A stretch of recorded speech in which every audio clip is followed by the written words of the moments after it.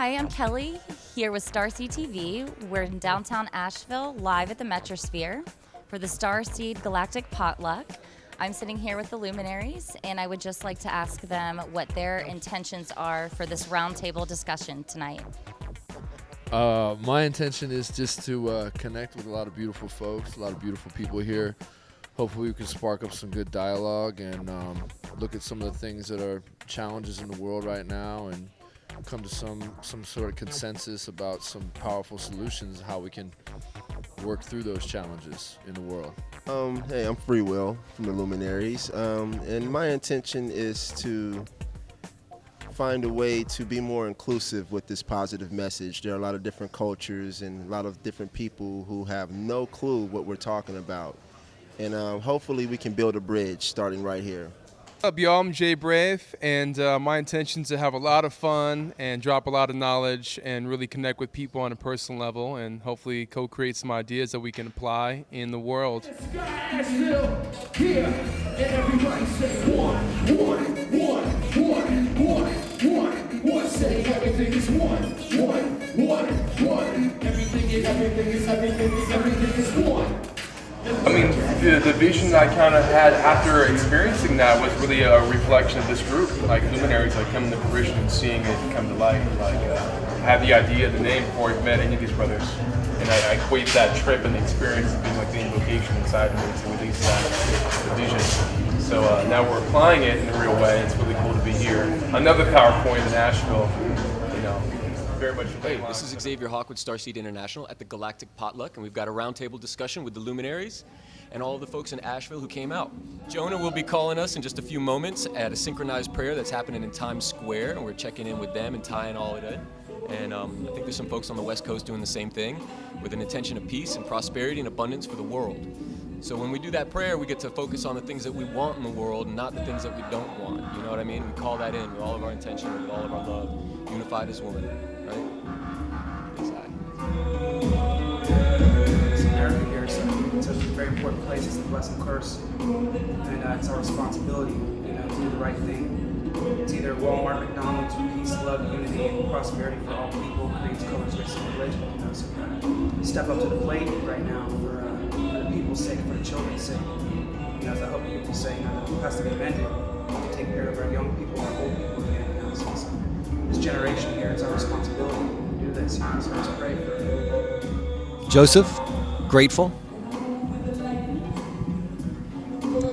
Kelly, Sloopy. Brad, transformative. Sean, grateful.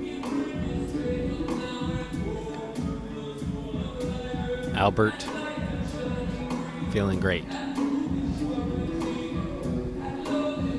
Derek, abundant. Andrew, peaceful. Brian, love.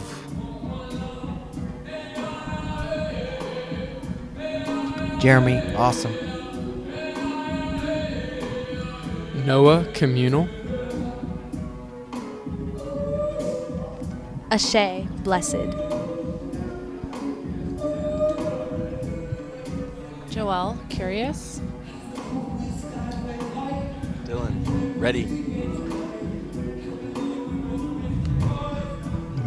Kim, love.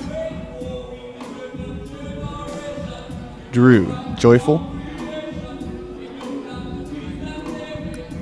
Catherine, wholesome. Adventurous. Kathleen, loving. Christina, excited. Jara, excited. Ramita, happy. Melanie, present. Jack, revolutionary.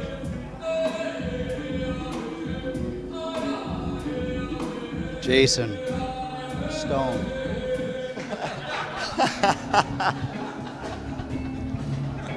Truth Eye, inspired. Gerald, connection. Tara, hopeful.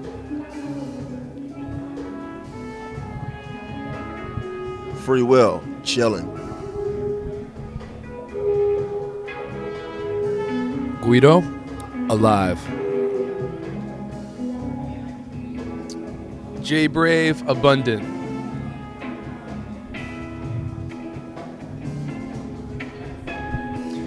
Dylan, loving things. Keith, feeling groovy. Michael, happy to be home with you guys.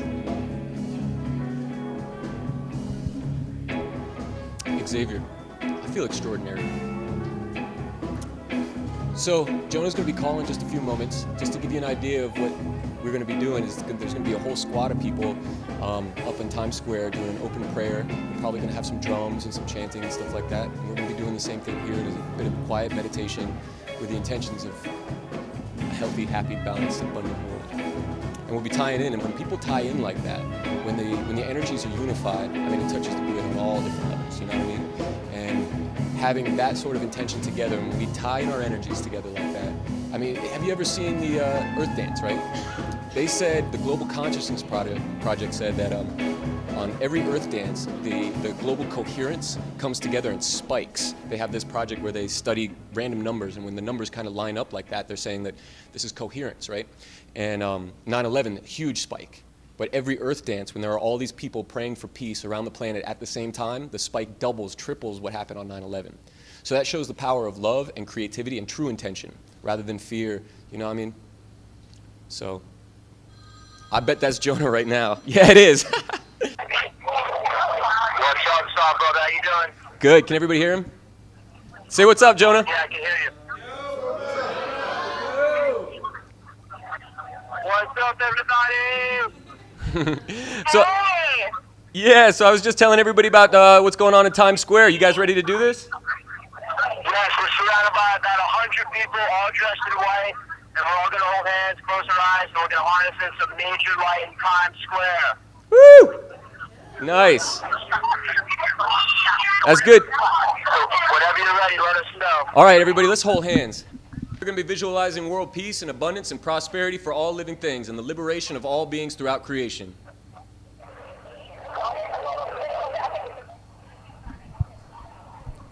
All right, if you all close your eyes, take a deep breath.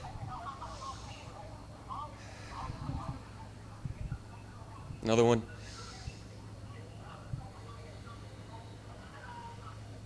Use your imagination and focus on the folks that are up there. We're all standing in solidarity with the power of truth, light, and intention.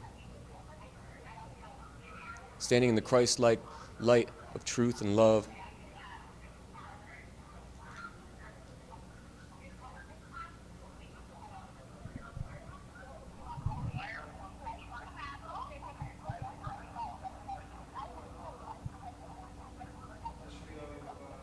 I see all of us working together, dancing together, having a great time, enjoying the world the way that we were meant to live together, and everyone living in prosperity and abundance, and seeing goodness all around us. Oh, I see breathing as a currency, you know, for the self and also for society, and also abundance, definitely dancing, and happy to be the creative spirits that we are, and realizing that we have a lot to say in this world. We should be proud and be happy to be ourselves.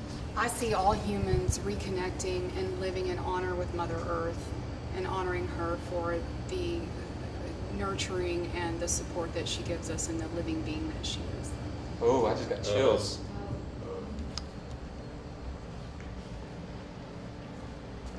I see clean water and fresh food for our children and our children's children and generations to come. Aho.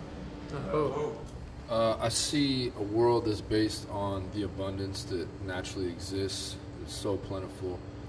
I see a world that's based on the power of love, the power of the human heart, the power of our intelligence, and a world that's based on compassion, respect, responsibility, and accountability. Oh.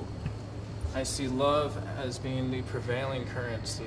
I see a generation of people who were born just for this, who were born for this time. A group of people who are happy to be alive and ready to look life, look at it from their heart.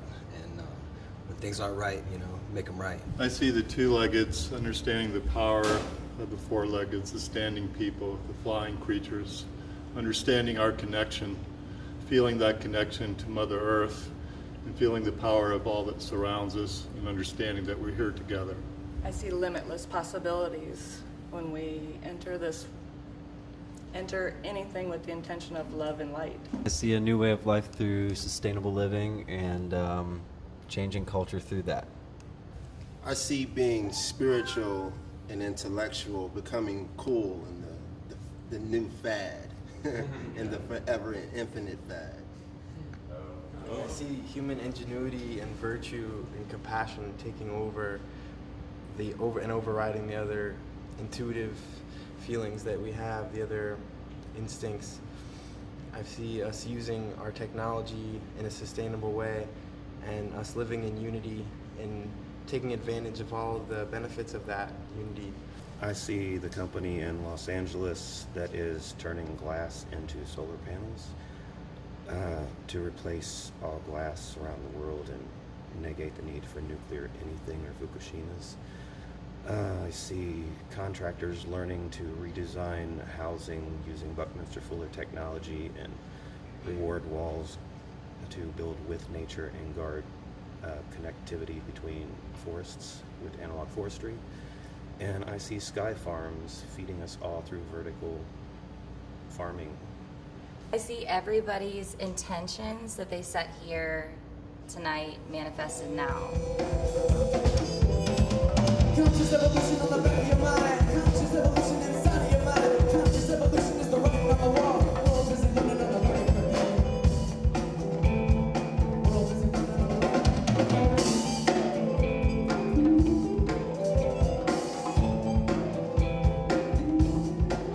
Got Michael Oliver on the gym man over here, whatever the hell that is.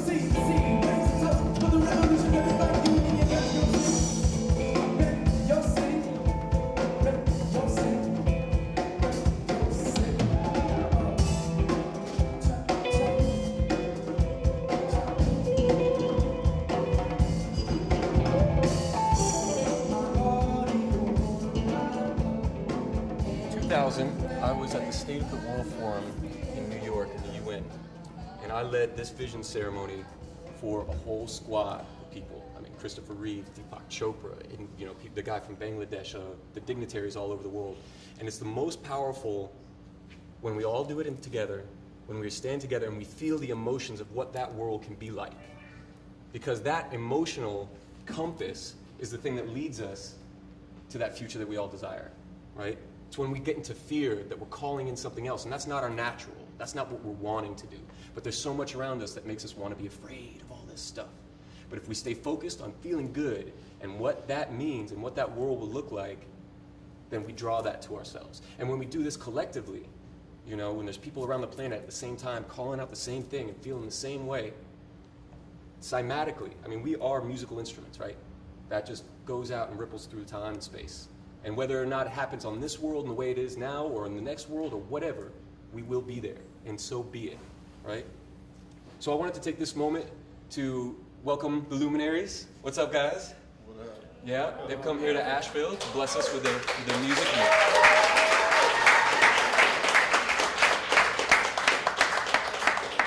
So what we just did is invoke the emotion and the ideas and the vision of that world that we want to live in. So the question that I'm going to be posing to our guests here and then to all of y'all as well are, what are the concrete steps that we can take to make that happen? Yeah,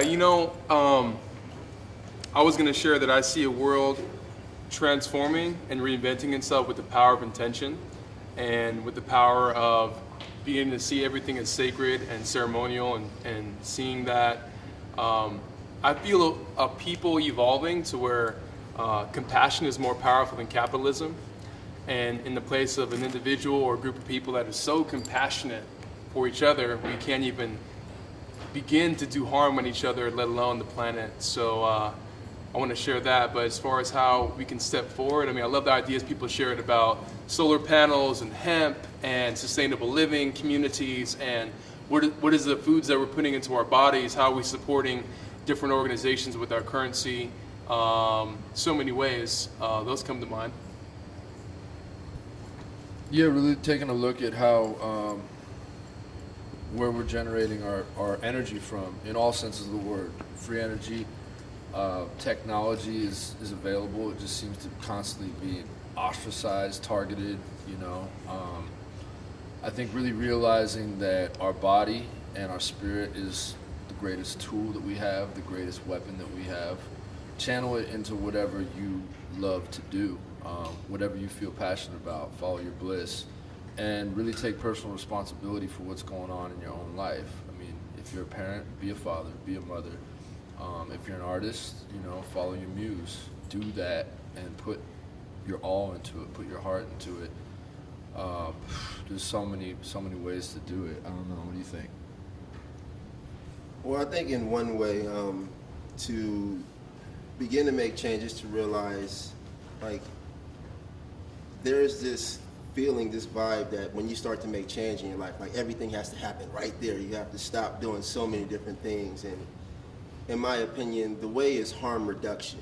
So just realize small things that you can do yourself and as a community, you know, to just have less harm on ourselves and the world, you know, that we exist in. And also to build a bridge, to be able to make this message, this love that we all have, this vibe that brings us all here as one, use it as a bridge to influence other communities who have no clue what's going on, who have no clue what we're talking about, you know. And some of the language that we use, even there are people who get excluded because they don't understand some of the language that we use.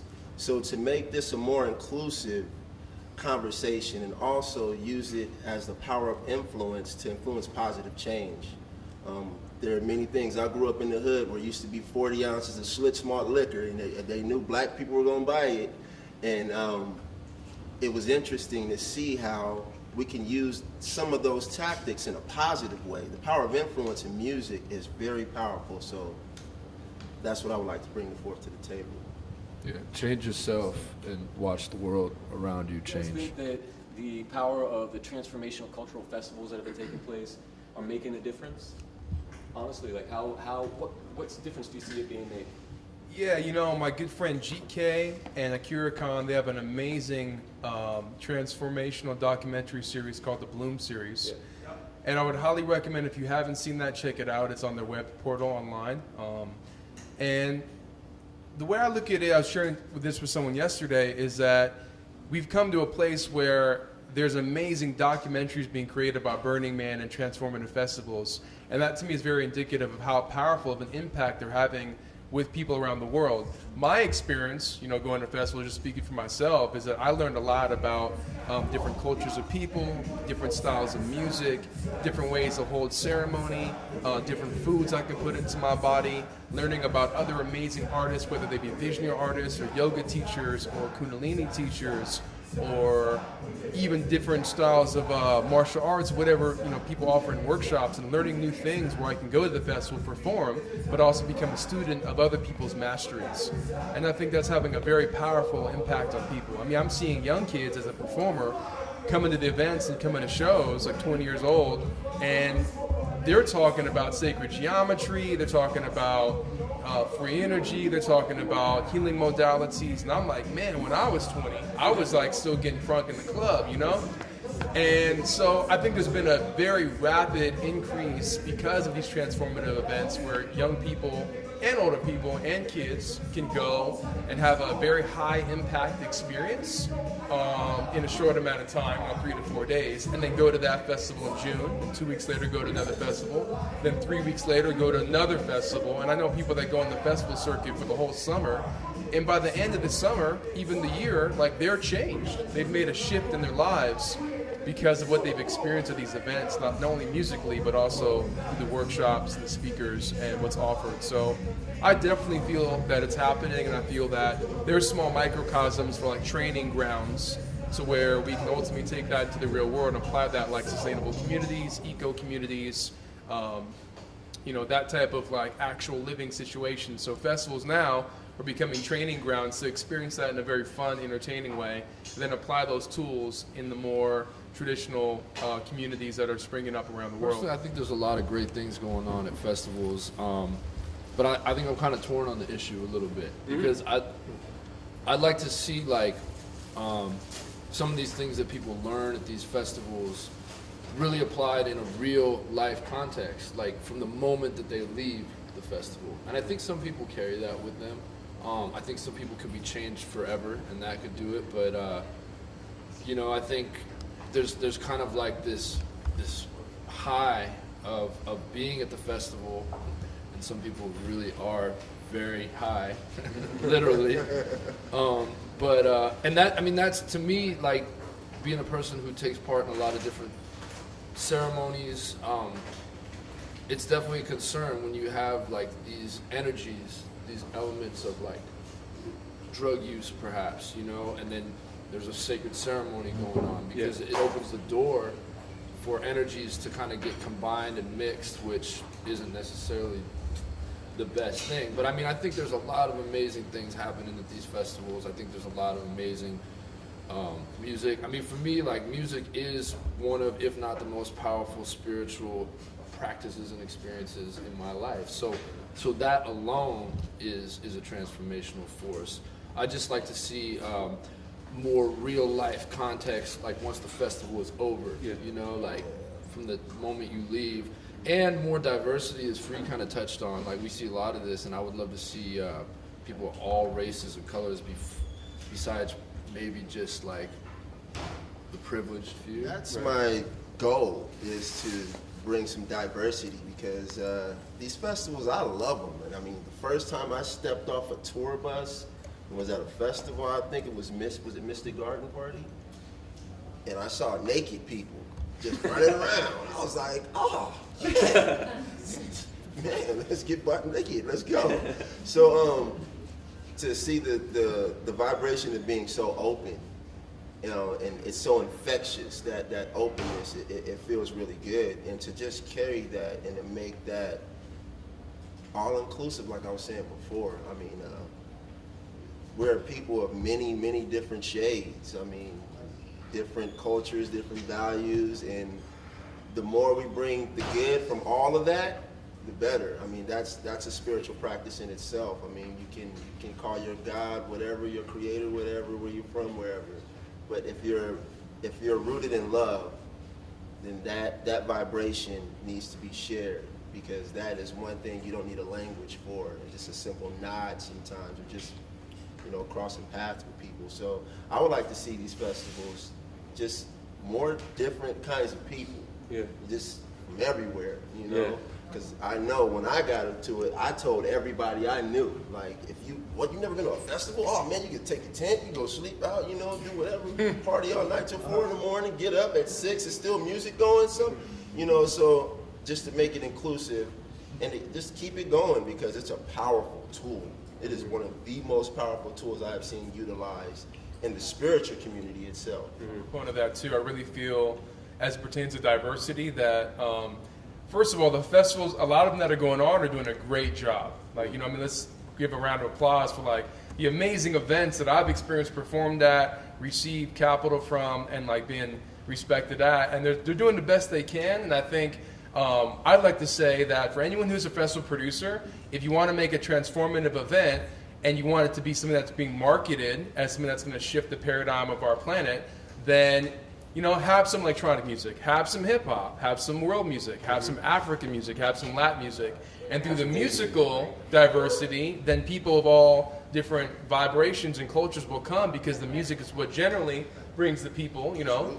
And so I think that's a really good way and of course the prerequisite is that the music can all be positive in nature, good message. I'm not saying like get, you know, people talking about some crazy stuff, but if the intention is like positive message, you know, lyrics, and then from that, like, you know, get different genres of music, that's what's going to draw the different styles of cultures and ultimately be more reflective of a new paradigm world that we want to create.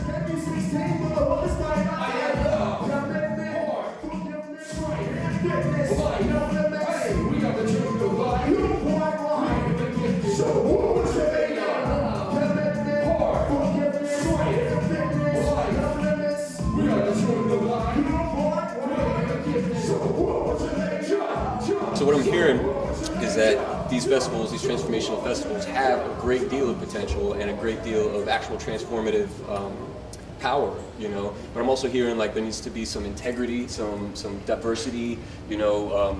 One of the concepts, I build eco-villages, right? And I've got people that from all over, and I'm seeing all of these festival promoters and people who are throwing festivals wanting to have an eco-village, wanting to have a place where they're growing their food, they're living in integrity, you know, and then they go out and display it and exemplify it. I see a world where there's a festival touring all the reservations, right? All the colleges, on the back of a blimp, right? And we like there's a company in California that makes blimps, 60-ton carriers. So we're out doing the work, we're doing these transformational events. If a disaster strikes, we drop the festival, put it together, back on the blimp, go provide disaster relief, food, water, all of that.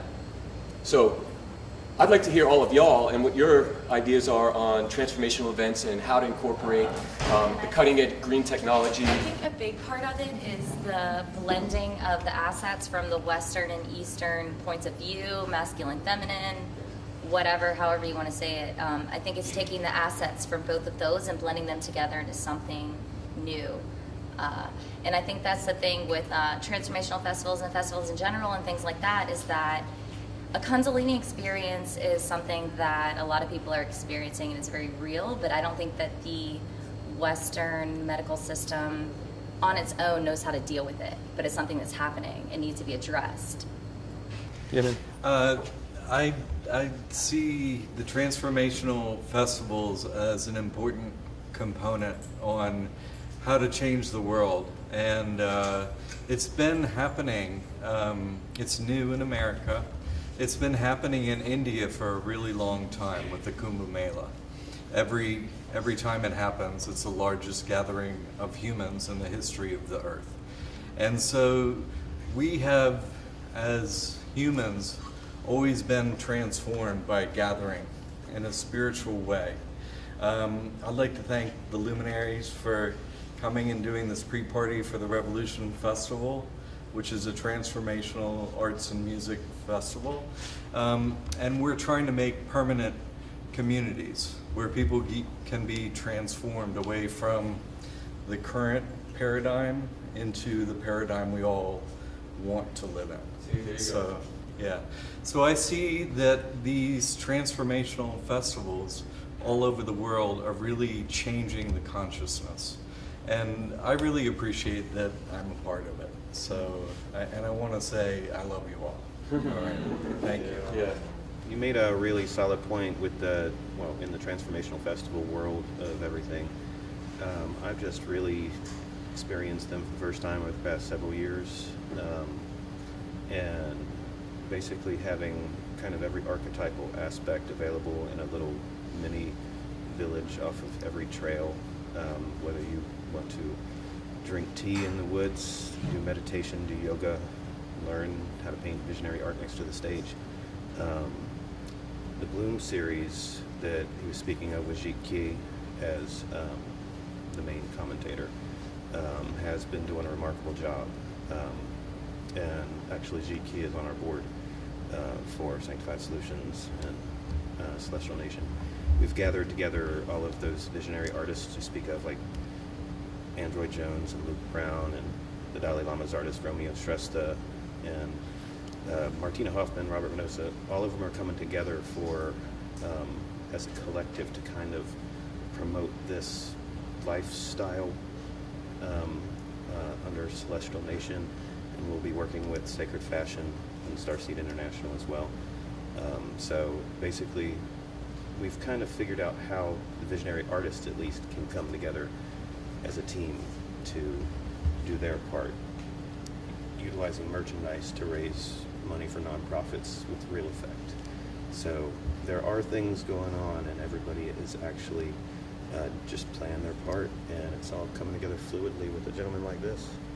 Yeah, no, I see it all over the place. Like all of these pockets organically growing, people, collectives coming together and being like, we're going to do this thing, and then it's like this huge mandala that they all fit in together. You know, the communities in general and the transition festivals are, I think, the way that they can do their best work is with the workshops, as we mentioned before, and skills in general, because everything that we produce, everything that we do is involved with knowledge and a how-to. So the more people can connect on those skills and empowering themselves with the hands-on experience of it, then the more those things will proliferate.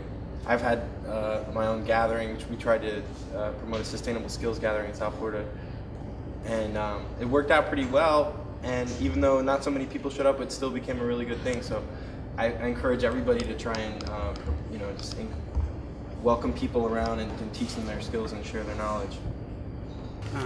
Give thanks to the indigenous people of this land that we all could be here. The Rainbow Prophecy, the Tenga Kunu, which is every creed, color, race, and religion coming together under one Jah, one people, one love. In this time, I've been doing rainbow gatherings, prayer for world peace, for 22 years of my life. And around the same time that Burning Man was coming up, rainbow gatherings were coming up, and I give thanks for the people from the 50s and the 60s that made that next step to bring us together. Yeah. And that's how these transformational events and festivals were born.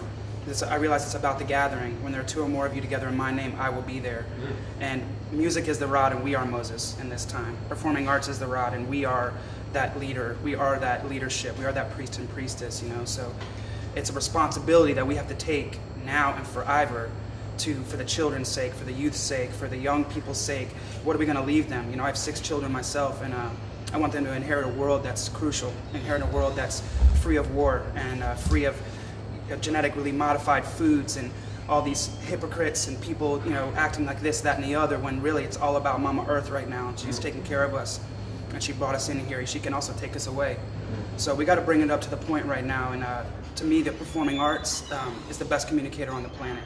It breaks every language barrier, creeds, colors, races, and religions. And so this venue here, this space, I've just recently started to take over, and I'm really trying to lift it up to the next level because for that reason, we're bringing in food, literature, art, and I just want to say thank you to everyone here for the prayers and the vibes, because they're being sent across the universe at this time, and there's people doing this all over the place. People we don't ever know, people that are doing it in silence, people are doing it in groups, but when we gather together, that's where the strength is. That's where the revolution is. And it's no more guns, no more knife. It's through a consciousness, through a mindset in this time. So I look forward to these continuing all over the place. I look forward for us, as each person here leaves here, they're going to pass on this generationally to the people around them. They're going to feel this just by touch, by talk, by communication. People are going to know. And that's our job in this time. The Hopi people, when they came to the Rainbow Peoples, they said, no, it's not you, it's your children's children. And in that time, these things shall come to pass. Now the children are having children. So now the hoop is full. The hoop is being mended. And so that's where we're at today, is mending the hoop, taking care of our young people and our old people again. Yes. You brought up 2 really good points. One that I wanted to speak to was the MC, master of ceremony, as musicians first before the throne, all of that.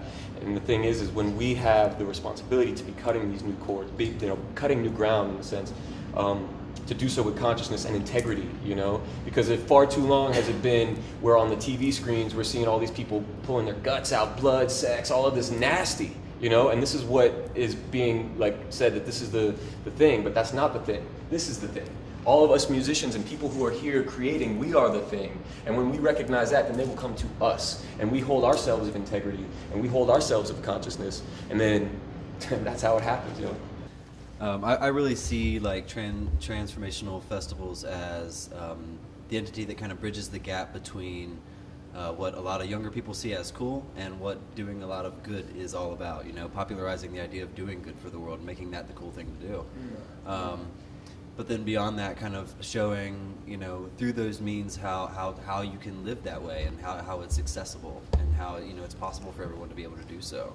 And I foresee like that emergence growing all the time. It seems like more of these types of people are starting to come out of the woodwork and join together and realize that we're not so strange to think this way.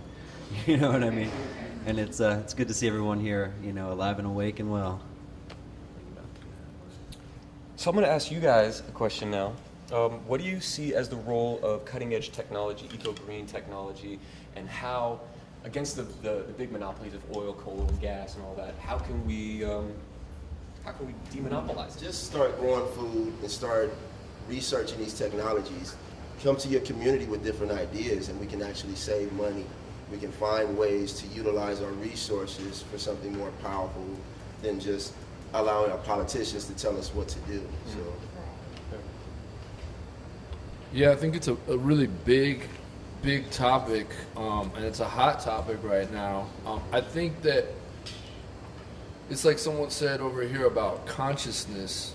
If we could see it, then it can be a reality. And I think that the first step is in believing that some of these technologies that aren't even in people's awareness, whether it be these free energy technologies, magnetism, vortex energy, like true solar energy. I mean, the sun is the most abundant resource that we have. Like solar energy, if channeled properly, could power the whole world from like 1 day's worth or 1 hour's worth of harvesting. So I think that the blinders are on for a lot of people, and the research isn't being supported by governments because there's so much intervention by large corporate interests.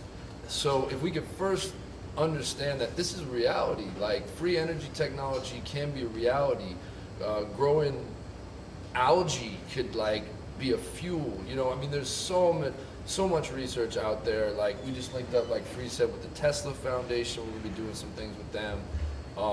There's a great book out there called Breakthrough Energy or Breakthrough Power. It's just like a woman who, she just wanted to do some research on what these free energy technologies are. So I think if our consciousness and the consciousness of the world can accept that free energy is a reality, we could start there, and then we could open the door to these technologies being a reality. And I mean, to the gatekeepers out there, I mean, let go.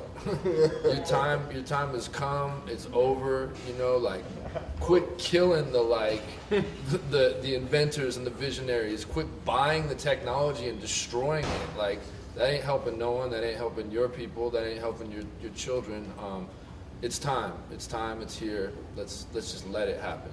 Yeah, so much to say. I mean, there's so many resources available that we've had for so long, and it's not like even the concept of free energy or hemp or solar panels. These are things like Egyptians use. These are things that like have been around so long, and it's like Chris was saying, it's unfortunate the powers that be are holding on to these things coming to reality as far as a collective. The powers that were. The powers that were, or us, not even to blame they. It's like we are doing this to ourselves, and we're holding this clenched fist in this old way of being, and it's really sad. However, as I look at like the GMO situation, or like Monsanto, or chemtrails, or fracking, or really bad TV, or terrible radio, or like things that are being pumped on an energetic level, it's really, as I perceive it, it's this vibration. It's like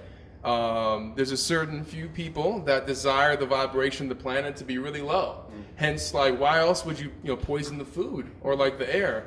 And it kind of dawned on to me that it's like, wow, you must be at a really desperate place, for someone to think, wow, only way I can keep maintaining where I'm at power-wise is to literally like poison the food and air supply and water supply.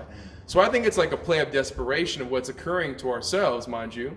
But I think our own consciousness, our own awareness, and then applying that spiritual evolution to action via like, the things we're talking about, which is hemp or solar panels or, the water or free energy, that's what's going to shift the vibration of the planet, and something will happen on a more powerful level. I'm a firm believer that when the most economical choice is also the best ecological choice, that's when we'll find some balance in our economy.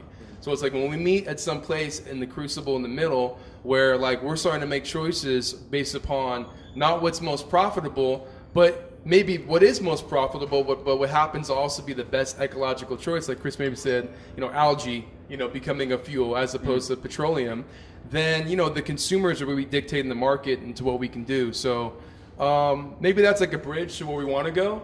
And I really advocate that. We can all make the choice as consumers here in the room that we choose to support companies doing positive things, using organic products or using foods that can sustain us in the more powerful way. So that's a great start. Yeah.